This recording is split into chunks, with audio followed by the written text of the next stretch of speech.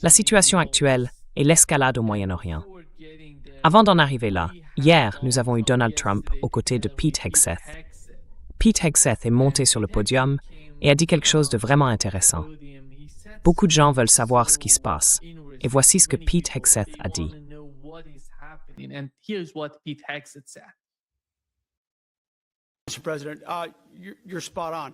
Monsieur le Président, vous avez tout à fait raison. Jamais dans l'histoire une armée moderne, l'Iran disposait d'une armée moderne, d'une marine moderne, d'une force aérienne moderne, de défense aérienne moderne, d'un commandement, de vastes bunkers. Jamais une armée moderne n'a été aussi rapidement et historiquement anéantie, vaincue dès le premier jour par une puissance de feu écrasante.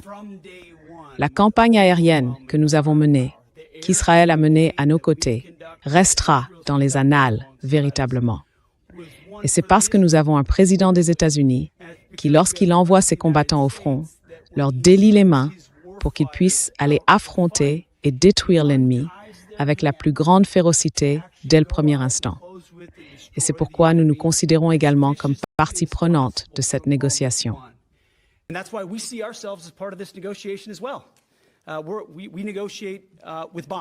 Nous négocions avec des bombes. Vous avez un choix, alors que nous survolons Téhéran, comme le président l'a évoqué, à propos de votre avenir. Le président a été clair, vous n'aurez pas d'armes nucléaires. Le département de la guerre est d'accord. Notre mission est de garantir cela. C'est pourquoi nous gardons la main sur la manette aussi fermement et aussi longtemps qu'il le faudra, afin d'assurer que les intérêts des États-Unis d'Amérique soient atteints sur ce champ de bataille. Ce n'est pas l'Irak ni l'Afghanistan. Ce n'est pas un président qui s'intéresse à des objectifs finaux vagues. Il a été très clair avec nous sur ce que nous devons accomplir. Créer les conditions pour qu'il ne dispose jamais d'une capacité nucléaire. Et c'est exactement ce que nous faisons, de manière historique. Merci, Monsieur le Président. Merci.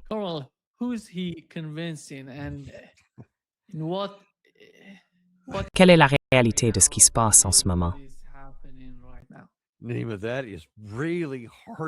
Nima, c'est vraiment difficile à regarder, mec.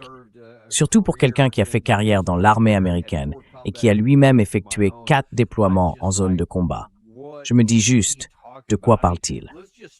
Enfin, commençons par la première partie, celle où il dit que nous avons historiquement vaincu un État moderne. On en a parlé. Le camp iranien dispose de chasseurs F-4 des années 1960. Donc, pas vraiment un avion de chasse de 5e génération que tu aurais vaincu. D'abord, il essaye de faire croire que nous avons une capacité énorme, comme si nous avions vaincu les Russes ou les Chinois, ou une force moderne vraiment puissante. Ce qui est absurde, bien sûr. À première vue, c'est absurde.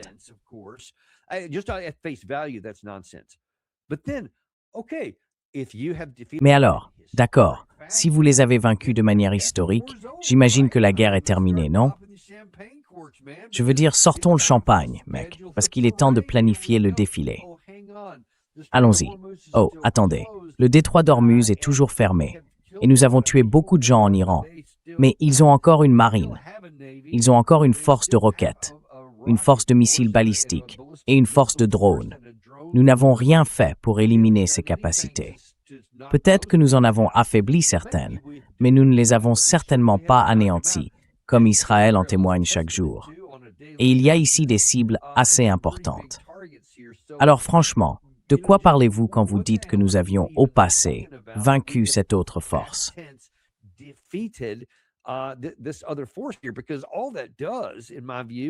Parce que tout cela, à mon avis, ne fait qu'apporter encore plus de honte à l'administration et au secrétaire Haxton personnellement, puisque tout le monde dans le monde, ayant 2 yeux et un cerveau, peut voir que vous avez largué énormément de bombes. 15 000 cibles différentes, d'après la dernière estimation que j'ai vue. Elle a été publiée hier par le CENTCOM. Et pourtant, toutes ces frappes n'ont pas soumis le pays. Elles n'ont pas entraîné de changement de régime. malgré les déclarations étranges du président Trump à ce sujet. Elles n'ont pas éliminé leurs forces de missiles, leur marine, ni leur soutien à leurs alliés régionaux. Et le détroit d'Ormuz reste fermé. Donc, vous avez échoué résolument dans chacune des catégories que vous vous étiez fixées au départ. Pourquoi alors voulez-vous parler comme si vous vous vantiez d'une sorte de victoire?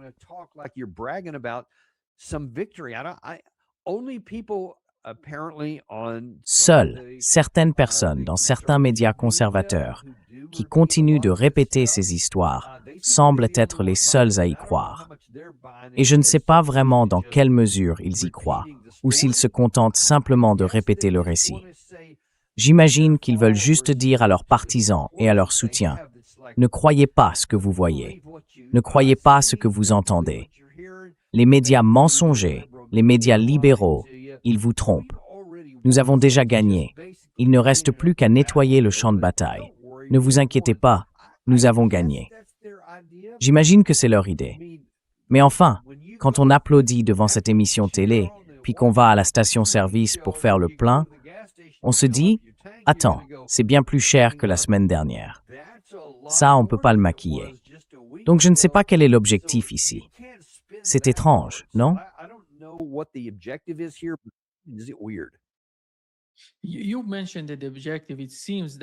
Vous avez mentionné l'objectif. Il semble qu'au départ, lorsqu'ils en ont parlé, il s'agissait d'un changement de régime, mais que cela a d'une certaine manière évolué au cours des 26 derniers jours. Maintenant, ils parlent d'ouvrir le détroit d'Ormuz. Alors quel est l'objectif? Est-ce d'ouvrir le détroit d'Ormuz? Et quelles sont les stratégies de l'administration pour y parvenir? Et nous savons que... Allez-y, Carl, bien sûr.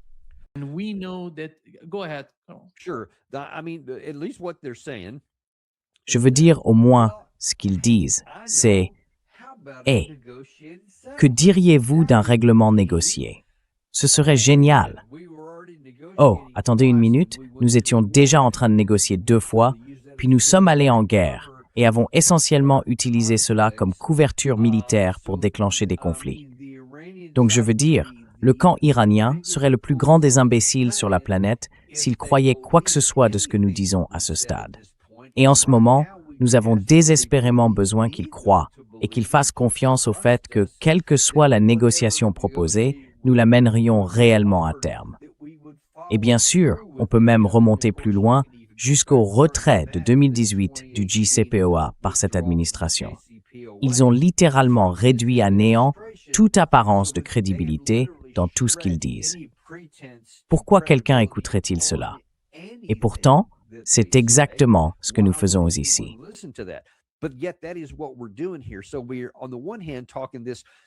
Donc, d'un côté, nous parlons de cette négociation, ce plan en 15 points apparemment proposé par l'administration, qui, comme vous le savez mieux que moi, n'est pas exactement accueilli avec enthousiasme du côté iranien. Mais en même temps, nous voyons aussi le déploiement d'une importante puissance de combat terrestre, la 82e division aéroportée, la 31e unité expéditionnaire des marines, la 11e unité expéditionnaire des marines, des avions d'appui aérien rapprochés A-10 Warthog, des hélicoptères Apache, qui sont également des appareils d'appui au sol, des V-22 Osprey, des hélicoptères Chinook, tout ce qu'il faut pour mener une opération terrestre. Donc, pendant que nous parlons, tout indique que nous nous préparons à une opération au sol. Ce à quoi, bien sûr, seul le plus grand des imbéciles prêterait attention, et ils ne le font pas. Personne ne prête donc attention à l'aspect diplomatique.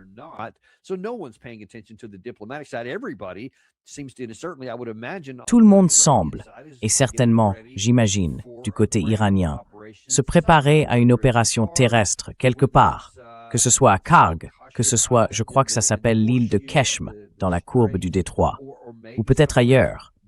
Peut-être que quelqu'un a cette idée farfelue que nous allons aller dérober ce matériau retraité, si tant est que nous sachions où il se trouve, s'il est même regroupé en un seul endroit. Ce serait tout simplement suicidaire pour nous d'essayer. Mais c'est pourtant la direction que nous semblons prendre maintenant. Alors, vous demandez quel est l'objectif. L'objectif, ils ne le savent pas. Ils ne savent pas ce que ce sera désormais. Nous sommes intervenus en espérant qu'un choc et effroi et une décapitation par l'assassinat du guide suprême entraîneraient l'effondrement du gouvernement. Cela ne s'est pas produit. Et maintenant, nous y sommes. Et ils se disent « Oh mince !»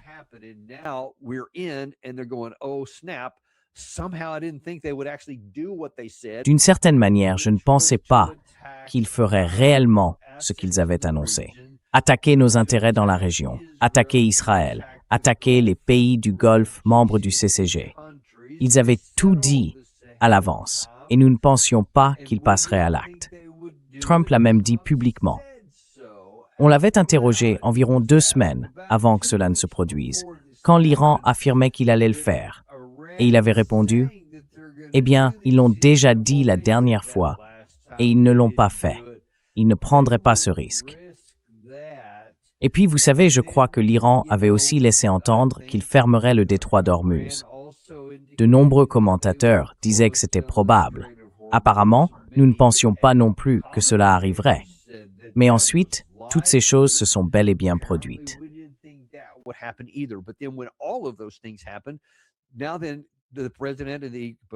Alors, le président et le Pentagone se disent « Oh mince, qu'est-ce qu'on fait maintenant? Il faut qu'on trouve un moyen de s'en sortir. Et il n'y a pas de solution facile. Ce n'est pas comme la situation de la mer Rouge en 2025, où l'on pouvait dire « Bon, eh bien, ça ne marche vraiment pas. C'est très coûteux et on ne peut pas les bombarder jusqu'à ce qu'ils cèdent. On va simplement dire « Ils nous ont supplié d'arrêter et on s'en va. » Pas de problème. À l'époque, il n'y avait pas de problème avec le détroit d'Ormuz et le pétrole n'était pas pris en otage, si l'on peut dire. C'est le cas maintenant, parce que nous avons remis tout ce levier entre les mains de Téhéran. Un levier qui n'existait pas auparavant et qui n'aurait jamais existé si nous n'étions pas entrés dans cette guerre.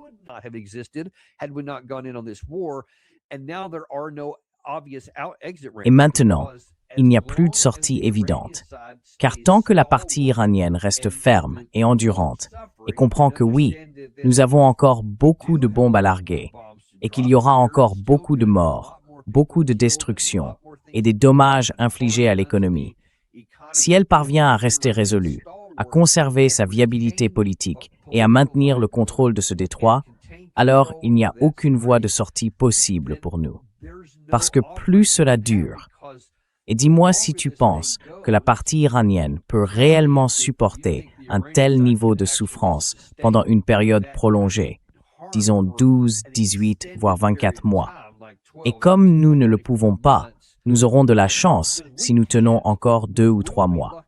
Certains économistes que j'ai vus ce matin disaient que d'ici 2 ou 3 semaines, le prix du pétrole, actuellement artificiellement contenu par les déclarations que Trump a faites ces 4 ou 5 derniers jours, allait grimper.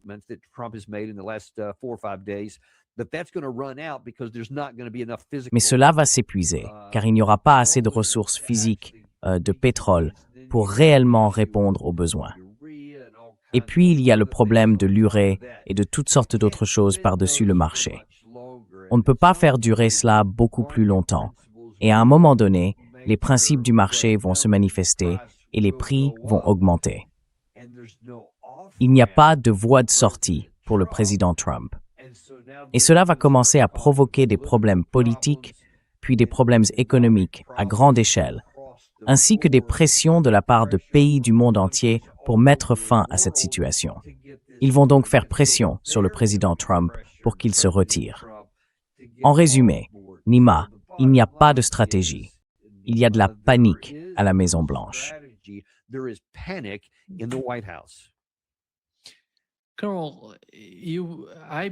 Colonel, je crois que d'après ce que j'ai entendu et vu jusqu'à présent, l'Iran se prépare à une guerre longue, un marathon.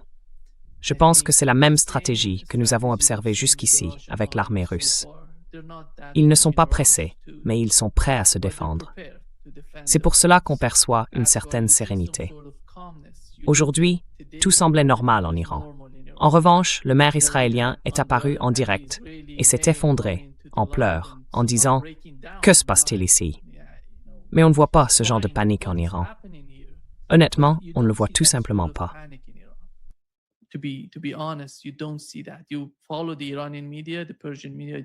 Vous suivez les médias iraniens, les médias persans. Vous ne voyez aucune forme de panique. Vous voyez la destruction, vous voyez la mort, mais vous ne voyez pas la panique. C'est ce que, selon moi, l'administration Trump ne comprend pas. Et puis, en ce qui concerne les chiffres, cela dépend du moment où l'on passe sous terre. Cela ne veut pas dire que la puissance aérienne n'est pas importante. Mais ce que vous avez sous terre est bien plus crucial pour capturer et maintenir un territoire, afin de soutenir ce type d'opération. Quelle est votre compréhension des chiffres qu'il communique à la région? Parce qu'après tout, c'est un facteur énorme dans le calcul.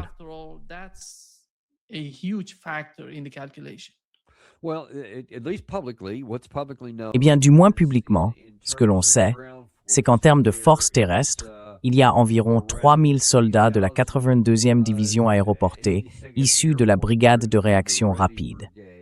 Il y a environ 7000 marines de combat provenant de 2 unités expéditionnaires des marines et ensuite un nombre indéterminé de forces spéciales, comme les Rangers de l'armée. Donc, peut-être environ 11 000 personnes au total impliquées dans tout cela. Et ce ne sont pas forcément des combattants, des gens capables de se battre réellement, mais c'est le nombre total de personnel, car une grande partie concerne le commandement et le contrôle, les quartiers généraux, l'approvisionnement, la logistique et ce genre de choses. Donc c'est bien moins quand on parle des véritables troupes au sol, celles qui portent un fusil ou autre.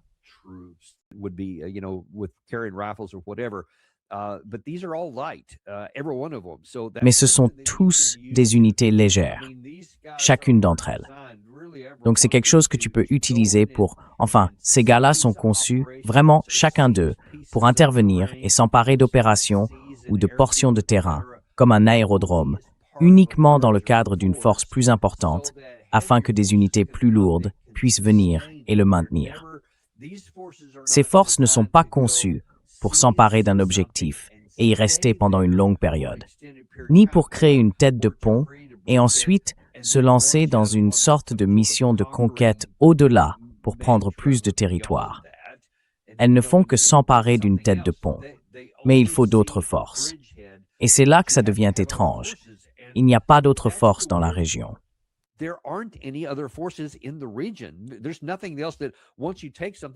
Il n'y a rien d'autre. Une fois que tu prends quelque chose, où sont les forces d'exploitation? Où irais-tu? Quel serait même l'objectif? Je veux dire, prenons l'exemple de l'île de Karg, puisque c'est de ça que tout le monde parle le plus. Mais bon, tu sais, environ 90% du pétrole y est déchargé pour le régime iranien. Mais ce n'est pas le seul endroit d'où ils peuvent exporter leur pétrole. Premièrement. Et deuxièmement, j'aimerais avoir ton avis là-dessus. Que signifierait réellement la perte d'un certain pourcentage de leur capacité à exporter du pétrole? Avec toutes ces sanctions, on dirait qu'ils se sont un peu habitués à vivre avec moins. On verra bien comment ça se passe. Mais qu'est-ce qu'on y gagnerait vraiment? Est-ce que cela mettrait une pression sur le camp iranien qui n'existe pas déjà?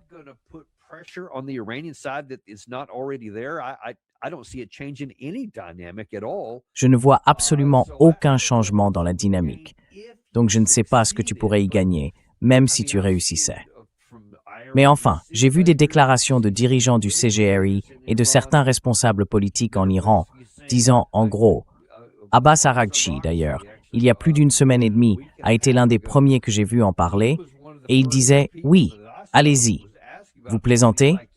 Bien sûr, absolument.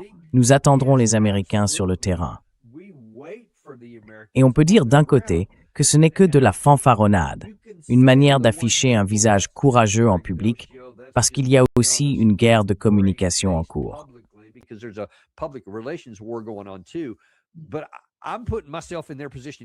Mais je me mets à leur place, j'enlève les drapeaux, et je regarde simplement cela d'un point de vue militaire. Camp A et camp B, sans aucune arrogance. Je me dis que si je suis du côté iranien, le camp B, je me dis, mec, j'ai tous les avantages du monde. C'est sur mon propre terrain.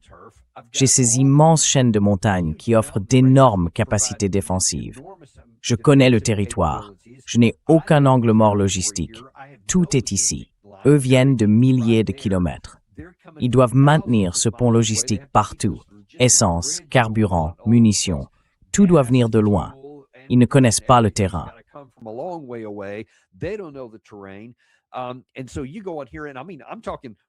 Et donc, tu continues ici. Et je veux dire, je parle d'artillerie à roquettes parce que n'importe laquelle de ces îles sera à portée des forces terrestres également, les forces continentales. Tu as donc de l'artillerie à longue portée, des drones de toutes sortes de catégories, des missiles à courte portée, à moyenne portée, à longue portée. Cela pourrait venir de n'importe où dans le pays. Tout pourrait converger là où ils le souhaitent. Ce serait un cauchemar d'armement pour toute force qui y débarquerait, qu'elle réussisse ou non. Et ensuite, comment pourrais-tu maintenir ça dans le temps si tu parvenais à l'apprendre? Donc, militairement, tout me dit que c'est un désastre en préparation, et je ne comprends pas pourquoi nous voudrions choisir de livrer cette bataille.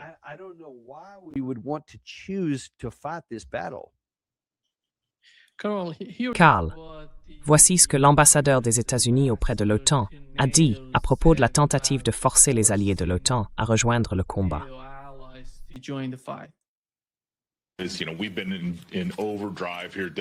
Nous avons été en sur-régime sur le plan diplomatique, en poussant nos alliés, à la fois à Bruxelles et dans les capitales d'Europe et du Moyen-Orient, à convaincre tout le monde. Malheureusement, il a fallu des efforts pour leur faire comprendre que cela les concerne davantage qu'il ne concerne les États-Unis. Je veux dire, nous recevons très peu, voire pas du tout, de pétrole par ces détroits. Cela a évidemment des répercussions. L'une des grandes réussites du président Trump a été de rendre l'Amérique indépendante sur le plan énergétique. Et cette indépendance garantit évidemment notre approvisionnement.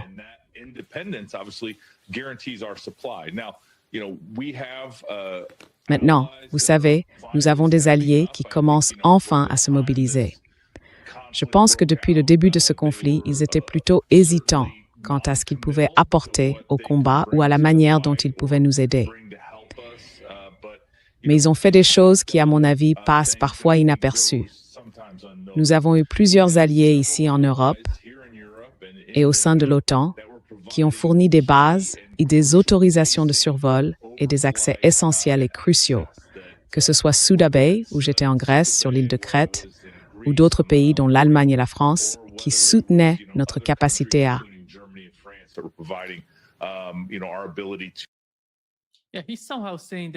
Oui, en gros, il dit qu'ils ont fait tout ce qu'ils pouvaient et que leur évaluation diffère de celle de l'administration Trump. C'est là la différence. C'est pourquoi, pour l'essentiel, ils ne se joignent pas au combat en Australie. Qu'en penses-tu, Carl?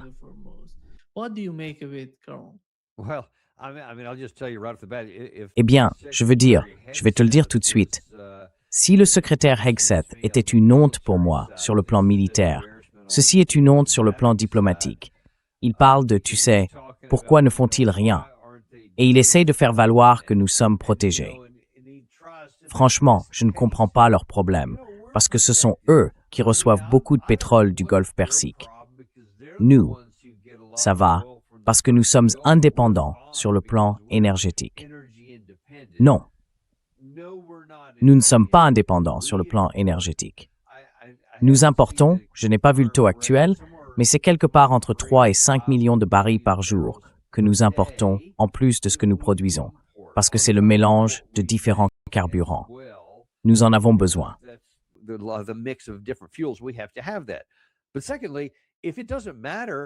Mais ensuite, si ça n'a pas d'importance, alors pourquoi le prix de l'essence est-il presque $1 plus élevé qu'avant? Parce que le pétrole est une marchandise mondiale. Peu importe d'où vient le pétrole. Ce qui compte, c'est le prix mondial. Et si le prix continue d'augmenter pour le monde, il augmente aussi pour nous. Donc tout le monde dans le monde, pas seulement l'Occident, va en dépendre. Mais la deuxième chose et la question la plus importante, c'est que, tant sur le plan diplomatique que militaire, il y a une raison pour laquelle aucun pays ne s'est encore levé pour dire qu'il allait envoyer des forces militaires, qu'elles soient navales ou aériennes, et certainement pas terrestres, pour participer à cela. Ils reconnaissent que c'est une situation impossible à gagner.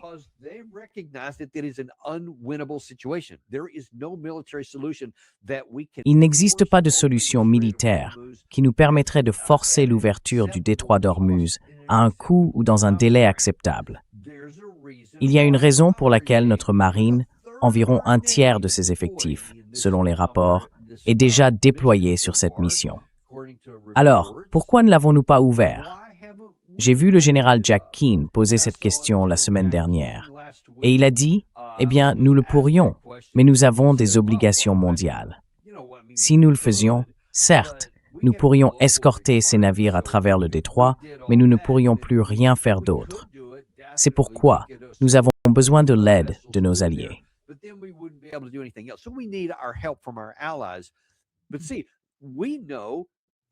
Mais voyez-vous, nous le savons. C'est pour cela que nos navires sont très très loin des côtes.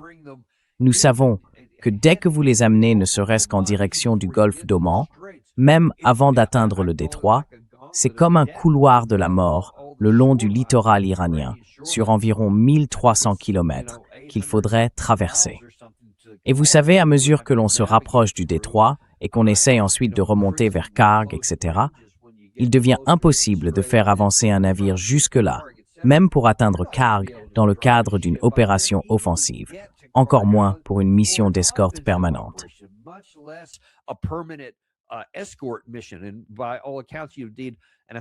Et de toute évidence, vous l'avez fait. Je pense que nous avons déjà fait cela dans les années 80, pendant cette opération sur Reagan, où il fallait 2 ou 3 escortes militaires pour chacun de ces pétroliers. Et on parle d'une centaine de pétroliers par jour, rien que pour maintenir le flux normal. Quelle marine dispose des moyens nécessaires pour faire quelque chose comme ça? Même si vous traversez simplement le détroit, même sans être attaqué, tout le monde sait qu'il le serait probablement. Et l'Iran n'a pas besoin de couler tous les navires. Il lui suffit d'en couler quelques-uns pour donner un avertissement. La question suivante devient alors, quel pétrolier sera le 3e à être détruit?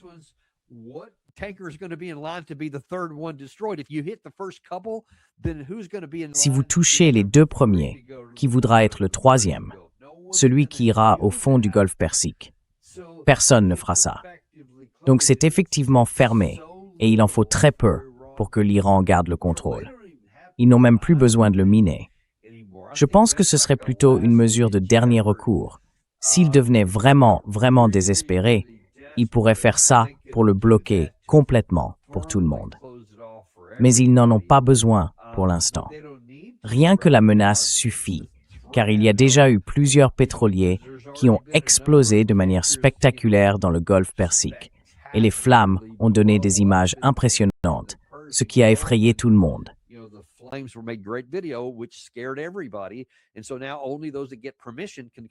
Et donc maintenant, seules les personnes qui obtiennent une autorisation peuvent passer, et leur nombre reste limité jusqu'à présent.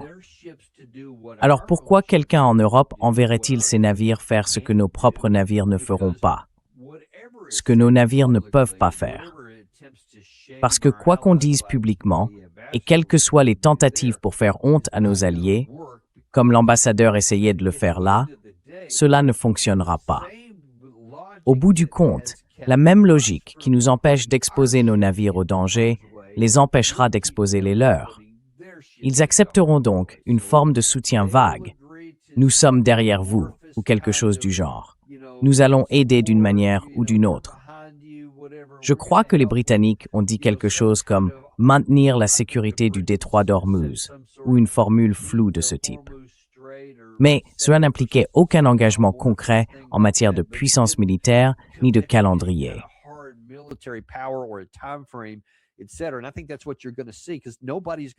Et je pense que c'est ce que vous allez voir, parce que personne ne va s'engager.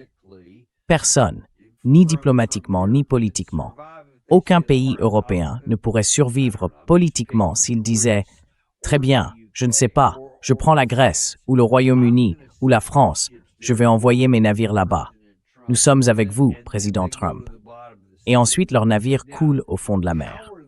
Maintenant, comment vont-ils affronter leur électorat quand les gens diront « Vous venez de tuer nos marins, ceux de notre propre pays, alors que les Américains n'envoient même pas les leurs là-bas. Maintenant, ils sont morts, nos navires sont au fond de la mer. Démissionnez, on va vous renvoyer, ou quelque chose du genre.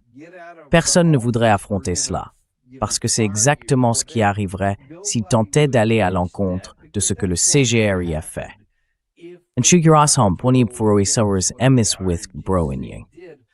There's too many ways that they could damage or destroy those ships.